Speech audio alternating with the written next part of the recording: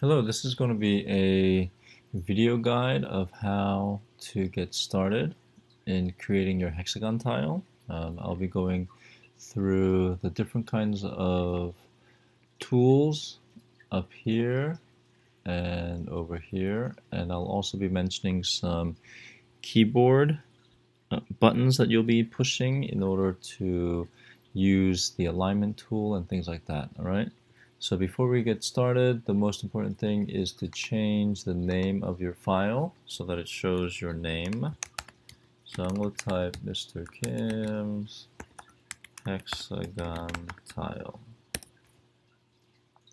And if I click return or enter, it'll make sure that's changed, right? And so I'm zooming in, and I like to change it to the flat view so that everything, when I look at it from the top, that's the main thing I'll be looking at, the top view, because it's going to be a flat design, all right? And so what I'm going to do, I don't have anything particular in mind. I'm going to see what's available as the basic shapes, and I think I'll try to make a symmetrical design, and I will see what I can do with some circles. So you can use any shape that you want, all right, and see what it takes you. You can also create an asymmetrical design inside of your hexagon. Either symmetrical or asymmetrical will be perfectly fine for this assignment. So I'm going to bring out a cylinder, line it up here. It's a little big, so I'm going to hold shift, click on a corner, and I'm going to bring it down in size, kind of line it up here, and then I'm going to bring out another cylinder and make it smaller. Hold shift, click on the white corner handle, and that will shrink everything down proportionally.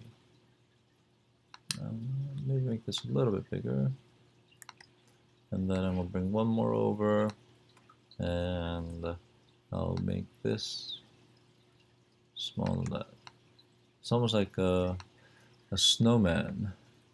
Alright, so I'm going to see how I like. The spacing on these are pretty good, right here and right here. And I'm going to hold shift. This one's selected. I'm going to hold shift, and I'm going to click on 3 circles. Now I've got all 3 of them selected, and I'm going to go over to the align tool, click on that, and I'm going to click the center circle here, and you see the orange lines that show up? Those are like a ghost image of where it will land, and then if you accidentally hit it here, it's going to stack on top of itself. So I'm going to do this one, middle align, center align.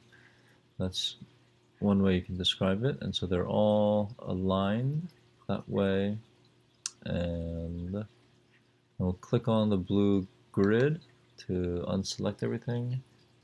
So this one, I'm going to use my arrow cursor to bring it down. That's still too close. Over here, if you go to snap grid, it's 1 millimeter.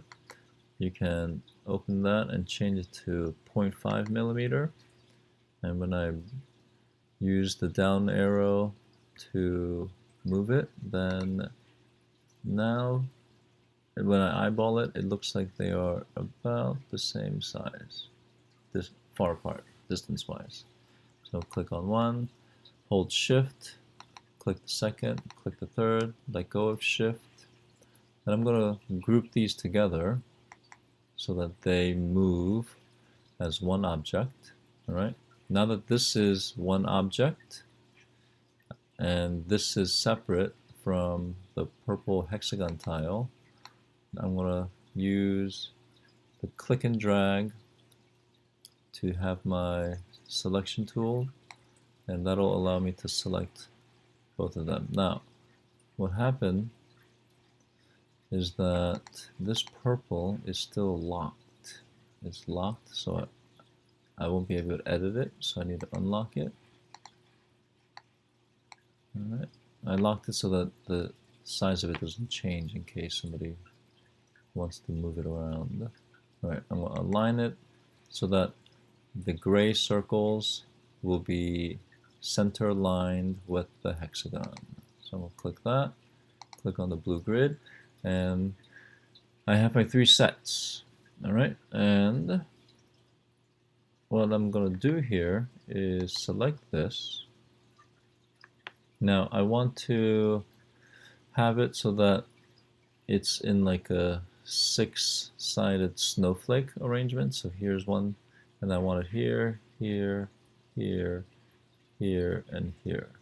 Now, here's an easy way to do it. If you duplicate it, it's duplicated right on top of itself. And I'm going to use the mirror tool. And I'm going to mirror it this way. That's not going to work because it'll be flipped and it'll be exactly the same. If I do it vertically, then it'll be flipped vertically. So I'll click that. Now it's selected. Alright, I'm going to hold down the Shift key, click on the gray circle, and what's going to happen is that it's going to move in alignment. See this crosshair here? Right, I'm going to move it up, and it's going to be staying in alignment with the rest of it. Now I'm going to eyeball it from the top and the bottom of the hexagon and the top of the hexagon, and from here to here looks about right, from here to here looks about right, and I have one line set up. So I'm going to, the selection gets a little tricky here, so I'm going to go from a different angle, slightly angled view, select one set of circles, select my other set. Now this is fun. If you, I'll change it back to the top view so that it looks nice and flat.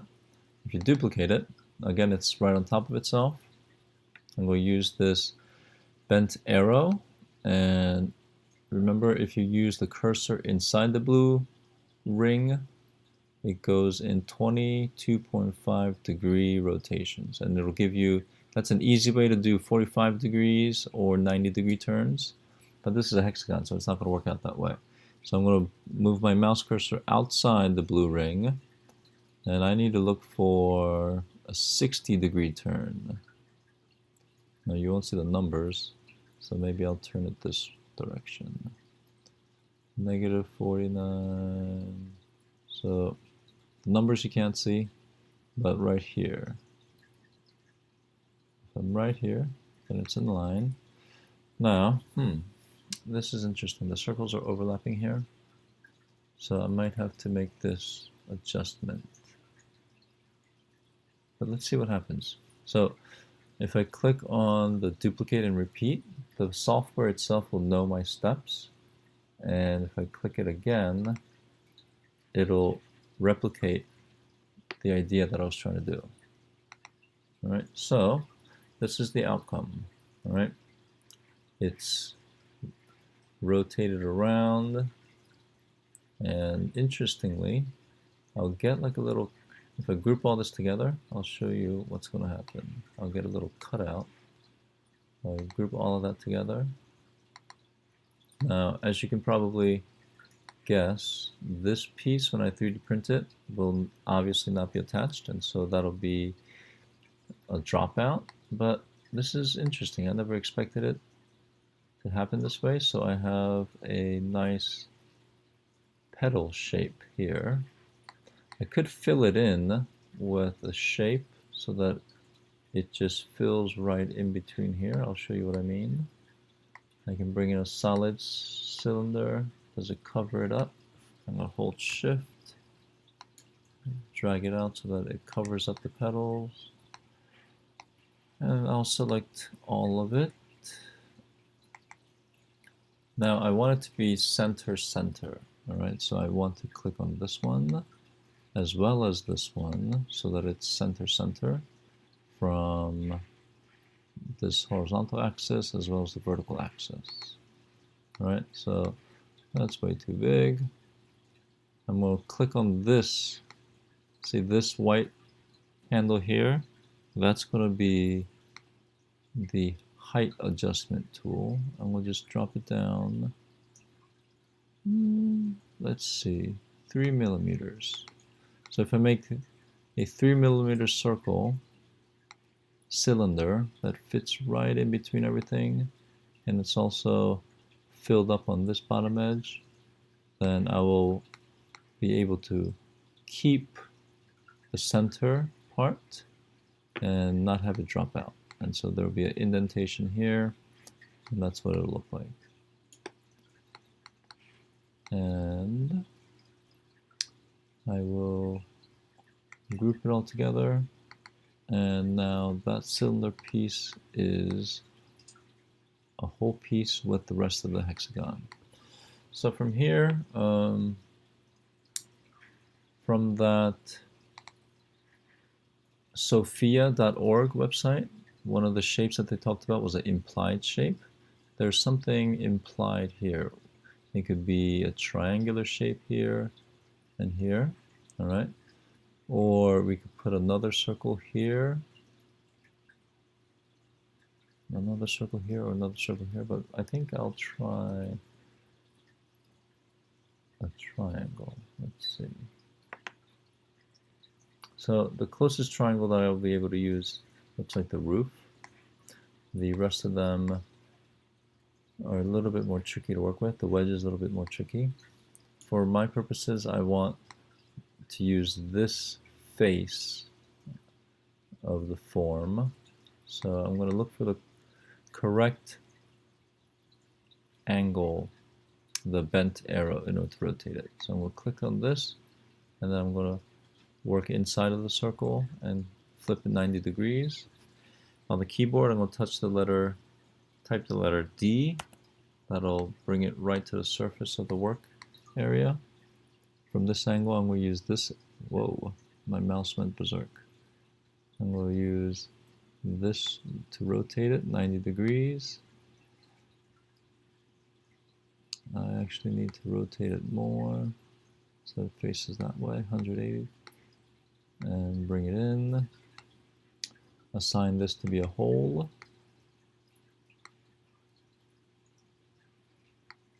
And let me make the height a little bit smaller. And let me align it. Okay, it looks like it's nice and even here and here. And from this distance to this distance, looks pretty even. And then I'll use this black handle here to stretch it out a little bit. Okay. And that's what it'll look like. Let's click on top. See from the top view. Zoom out a little bit. So here's a shape that I like. All right, I'm going to take this, duplicate it.